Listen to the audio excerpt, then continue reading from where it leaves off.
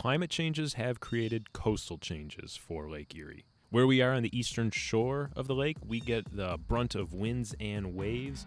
Last few years, we've seen more intense storms that have led to increases in flooding and shoreline damages. The landscape along the coast varies from beaches, cliff faces, to hard walls. At Buffalo Niagara Waterkeeper, we're trying to understand these coastal issues and bring people together and agencies together that are impacted by these changes and find long-term solutions. And the goal is to be coastal resilient, and that means looking at how waves and winds impact the shore, as well as how a changing climate impacts communities far inland, but have waterways, the headwaters of all these rivers and streams, that lead back to the lake. It's a connected story we're trying to share. You'll be hearing from us and partner organizations as we study this narrative, trying to understand it and present findings with hopeful solutions. To kick off our Coastal Resiliency series, I've got Carrie Gallo, Deputy Executive Director, and Gene Biter, Senior Program Manager at Buffalo Niagara Waterkeeper.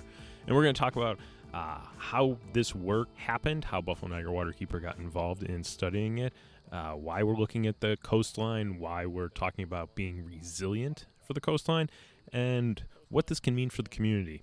Hi, how are you both? Hi, good. How are you today, Adam? I'm good. Eugene? Good. Yeah, Good. great. Thanks for having us. Today we're talking about coastal resiliency, big topic for us at Buffalo Niagara Waterkeeper. And to start it off, I thought I would ask each of you, what does resiliency mean to you? Sure, I can start. Resiliency, I think for Waterkeeper means recognizing that there are a lot of things changing in our watershed. So our streams are changing, our weather patterns are changing, our lake levels fluctuate. Sometimes they're high, sometimes they're low. And recognizing that we need to be better prepared as a community to adapt to those changes. Yeah, and I would just add a little bit more to that with really thinking about resiliency as our opportunity to have a big impact on what the future looks like in our communities, in our waterways. You know, we are very fortunate to live where we live here in Western New York. Besides a rare tornado and a couple of random, remnants of hurricanes that come through, and our snowstorms, like we really do have quite a peaceful space here when it comes to weather and the impacts of weather. And so really using the opportunity that we have before us to think about how can we ensure that that gets maintained, that we don't lose any of the benefits that we have here in our region. This is the point of a lot of work that's going on right now. And I guess what is the coastal resiliency work we're looking to do? Mm-hmm. And why are we looking at it? Why is Buffalo Niagara Waterkeeper choosing to go in that direction? Yeah, I mean, I can talk about the high level picture. Why are we looking at coastal resiliency? Well, we have a lot of shoreline and a lot of coastline in Western New York. So that includes the Niagara River, it includes Lake Erie, it includes all the tributaries. So it's a lot of shoreline, it's a lot of waterways, and again, we're kind of looking at those things and thinking, what kind of planning can we do to ensure that 10 years from now, 20 years from now, 30 years from now, these resources are kept intact? How can we make sure that our freshwater resources are there for the next generations to come to use for recreation, for drinking water, for all the things and all the reasons that we value our freshwater resources. So what does that look like? A couple different things. One, it means trying to get a better understanding at the community level of what communities are facing. What do they see as their vulnerabilities? What kinds of things make them nervous? Are they experiencing flooding? Is their water quality degrading? Is it undrinkable? I think one piece of this is trying to get a better handle on what are the issues facing our communities at the community level. And so rather than trying to be the experts, which I will tell you, we are not the experts in this. We are trying to find the experts, and a lot of times the experts are the community members themselves. Once you can understand what communities are concerned about, you can start picking away at, well, what can we do about those things? What are some of the possible solutions? And do we have the data and the information to be able to offer solutions? Once we've identified solutions, well, how do we pay for them? How do we implement them? Who implements them? Where do we get the money from? So I think our biggest role is trying to be the convener of those conversations and identifying, the barriers to having conversations and getting people talking, getting the resources to our region to actually do something so that Western New York is prepared as things keep changing. Gene, are there any specific projects that we're looking at this point? So we started about a year and a half ago.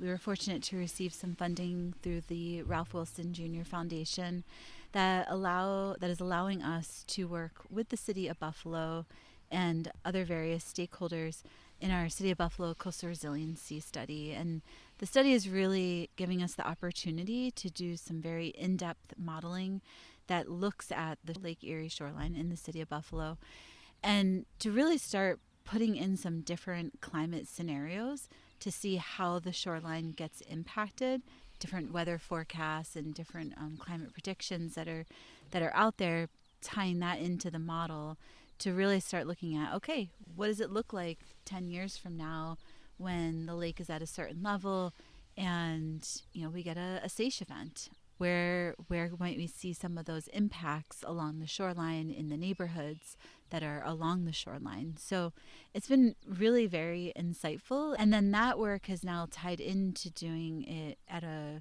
larger geographical scale. So we got funding through NOAA, through our East Erie work. And so now we're able to look at the entirety of the Lake Erie coastline in New York State in a similar manner. That work is still underway. We've been able to increase our water quality monitoring, which on a bi-monthly basis, or twice a month, to do sampling along the tributaries that lead to Lake Erie, so that we've got some really great data to start backing up some of the anecdotal things that we've been hearing from community members and from elected officials. So it's nice to be able to kind of put this all together in one big package. We have talked with some of these partners that are working with us, and they've also mentioned both the headwater side of things. Are we looking at that area too in this type of modeling studying? We are looking at the entire Western New York region comprehensively in terms of, Western New York is a coastal region in general. And so that includes really all of those waterway areas. Yes, some municipalities close to the lakeshore are, people typically think of more coastal than others, but we're a city on Lake Erie, and there's different meanings to that word. So, for example, if we were talking about a town out in Wyoming County, they have slightly different stressors than someone who might live in Hamburg, per se, right on the Lake Erie shoreline. So in the case of a Wyoming County town, you might have more rainfall that's happening on a regular basis. We're getting these flashy, intensive storms. Gene mentioned the storms that we're having this week. It's been a crazy weather pattern. I mean, when does Western New York have tornadoes? I think maybe once in my lifetime I remember any other active tornado threats, even, not to mention the crazy winds and the crazy rains that come along with that. So for those little tiny streams, that large amount of water coming really quickly and coming more frequently has a big impact on things like erosion and sedimentation. So you've got stream banks collapsing, you've got roadways sometimes that are impacted up in those headwater communities, and you have to remember that everything that happens in the headwaters eventually makes its way down towards the mouths of the tributaries where they meet Lake Erie or the Niagara River. And so it's kind of like a giant snowball. So we can't just address problems at the mouth. We have to also work from the headwaters and begin to address them there before the conditions become degraded. So for us, resiliency can mean so many different things, and it really does partly depend where you're working geographically. Now, with our expanded geography, we're really excited to start working more in those communities and with those communities, but we will certainly be relying on partners to help us get up to speed and to help make some of those connections at the community level. And I mean, we've been hearing it from our partners, and it should be said that it's clear that coastal and climate resiliency is a priority both at the statewide level and at the federal level as well. So there are many more funding opportunities out there than there's ever been. That's very encouraging to know that the things that we're talking about are being recognized as something of importance, and there's funding being put behind that. People are understanding the real importance. This is a very special moment in time that we've got this opportunity, we've got this window to really make some pretty big impacts. It's great to see that kind of all hands on deck, everyone is pitching in whatever ways they can to make it happen. And that's kind of where we're coming into it, we're looking at that as we're building all these bridges, saying, come to us and we'll bring you in, I guess. Yes, not a literal bridge, a figurative bridge. But Right, yes, 'cause that would be trying to costly. be the conveners and the connectors. If we can better understand what everybody's doing, then we can help disseminate that information out to the communities and bring people together around some conversations. So where are we at this point with looking and studying the coastal resiliency side of things? Yeah, so for the City of Buffalo Coastal Resiliency Study, we are currently wrapping up that coastal modeling work that we've been working on with Ramble and DHI, the Danish Hydrological Institute. They've been great partners and consultants on this work. So as I mentioned before, they've pulled together the various different climate scenarios and the models attached to those climate scenarios, as well as some great visuals to go along and tell that story. They are also adding in some sewer modeling to that work as well, because particularly in the city of Buffalo, we have a combined sewer system. So oftentimes when people are experiencing some type of flooding in their own homes or like in their neighborhoods, it isn't necessarily a result of all the rain that's happening, but it's more a result of some backups that are happening in that sewer system. So BSA has done a fantastic job over the past few years at addressing a lot of those issues with the combined sewer model that we have, but we wanted to add that component into the model, so we made sure that we were really addressing all aspects of what's happening in terms of flooding and coastal climate resiliency. A BSA, that would be Buffalo Sewer Authority. Yes. And then, if you don't mind, just for anyone with the combined sewer overflow, is it, or outflow? I always get is it combined? Overflow. Thank you. So CSO, if you don't mind explaining that briefly. Not uncommon to older industrial cities.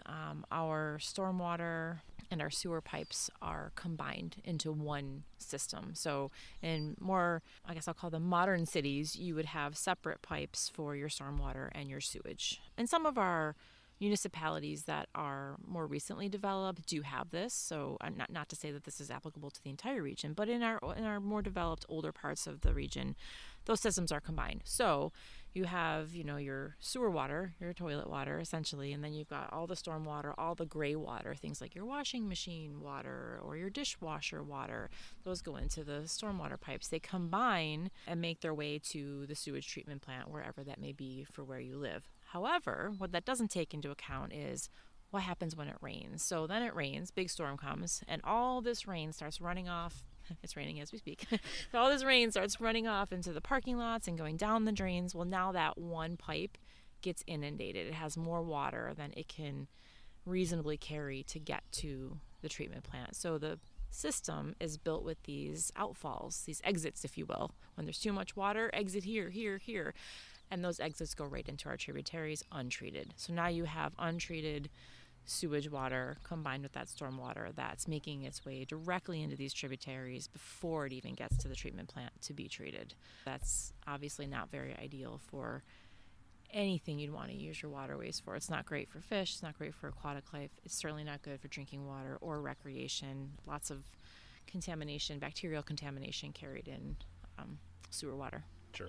And that's what you're talking about, Jean, where that's where we're putting that into the modeling, too, to see what that impact has on the coastal side of things. Okay. Yeah, so it's great because it really will be this comprehensive model that tries to take all the factors that we know about into consideration. So once that modeling gets wrapped up, which should be happening here in the next month or so, we'll then be identifying sites that we, through the modeling work that we've done, really see as some great opportunities to do implementation of coastal resiliency measures. So say we have someone who's looking out they're in their boat, they look back at the city of Buffalo. Mm-hmm. They see a hard wall for the most part in certain sections. Yeah. If you go down south, you're going to see more of a natural coastline. But in the area we've been heavily focusing on, hard shoreline, they're looking back and we're talking about resiliency. What are we kind of, I guess, saying to them? Are we saying we're going to add more walls? Are we just saying the walls need to be strengthened? Is that something we even know right now? But I guess, they might be looking at it and say, there's wall there. Yeah. Like, how are you being resilient when there's already a hard wall, and to them they might see that as protection almost too? Yeah. So again, hard wall is one kind of a solution to protect against a coastal stressor. However, it's oftentimes not the best solution. So way before the region was developed, our shorelines were coastal wetlands. And if you can think of them as soft, spongy areas, think of how that kind of an area would intercept waves and ice and all these, things crashing into them. It would be a little bit of a softer absorption and kind of bounce back gently. When you have a hard wall, all it does is slam into a hard wall and displace the energy elsewhere. So that displaced energy is what oftentimes creates downstream problems or unanticipated consequences. So in certain areas where we have those walls, we might be looking to soften a shoreline. We might be looking to create some wetland in front of an existing wall. So to kind of take the brunt of the first force, that comes from either the wind or the waves or the ice before it gets to the actual land space. In some cases, the solution could be rock revetments. You see that along, like Hamburg comes to mind. You see that along the shoreline on Route 5 there. That is a necessary solution to protect the infrastructure of Route 5 in that case. But in other cases, the solution might be something softer, like a wetland, a restored wetland area. We might be looking at more nature-based solutions, trying to put back what nature originally did best before womankind came in and created these hard walls, which are not natural. We're kind of doing that at Ralph Wilson Park. That's kind of a process there. So I guess that's a softening of the shoreline to prevent the type of stuff we've been talking about. Exactly. That is a coastal resiliency project in addition to a habitat restoration project. So you kind of get double the bang for your buck with a project like that. You had a hard seawall, and a perfect example of where, as lake levels have been rising and fluctuating, that seawall was not high enough to protect the land at the park and the homes behind it from coastal flooding or from the impacts of that ice wave wind pressure. And so you had water overtopping the wall, and then over time that water kind of, if you can imagine it filtering through the soil behind the wall, it starts to undermine the wall. So you have sinkholes, and you basically have a wall that has a lifespan of 5 more years before it collapses itself. So in that case, it was a really great opportunity to think about what can we do here to make this more resilient, to protect from flooding, to protect from these coastal storms. Well, we can raise the elevation of the park. That would go a long way. That would help to address the increasing water levels. We can build a wetland out into the water. We can dig back into the land to create a bigger wetland area so that the wave and the ice pressures can be more readily absorbed.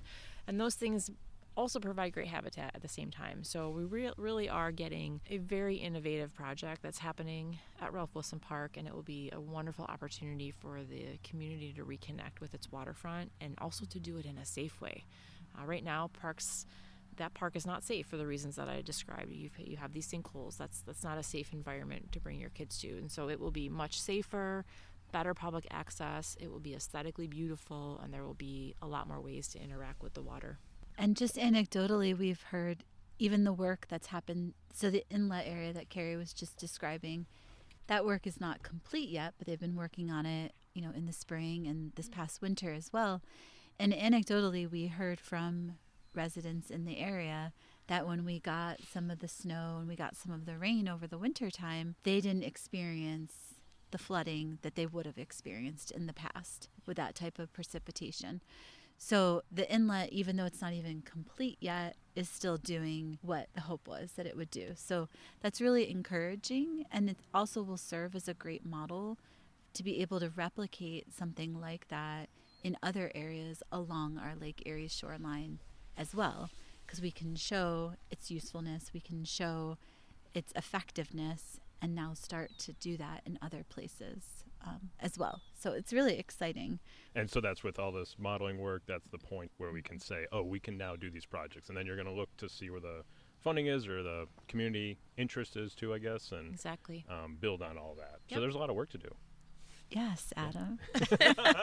No shortage of work to be done, for sure.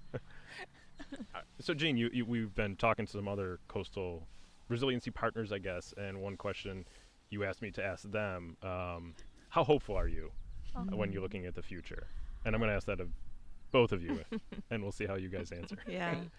I mean, I have to be hopeful. It's really encouraging to see how many people are talking about this coastal climate resiliency in lots of different ways. I mean, Carrie's touched on it a lot already.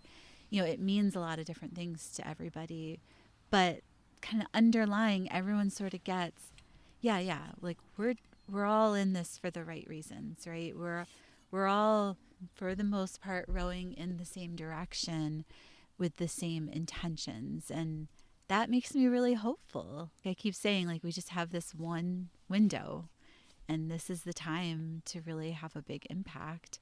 Once you start talking about it with people and they're like, yeah, absolutely, like, we have to be more climate resilient. We have to be more, our coastlines have to be more resilient because we have such an incredible resource in our backyard. I mean, we are the guardians of Lake Erie and Lake Ontario, and that's an incredible responsibility and also an incredible gift. And so the more that we can do good by the lakes, the more we will do good in our own communities as well. And you, Carrie, what makes you hopeful when you're looking at maybe our work in general or coastal resiliency work? I'm excited. I will say hopeful and excited go hand in hand for me. This is an area where, as Jean was saying, if you live in Western New York, you have some connection to water on a daily basis, whether it's I like my drinking water, or I love to go to the beach, or I love to watch those beautiful, west coast of New York sunsets. Whatever it is, you like to go fishing, like to be out on a boat and go tubing. You have a connection to water in some way, shape, or form. I don't care if it's a tiny little stream or a big river or a giant Great Lake. So I think it is a unifier.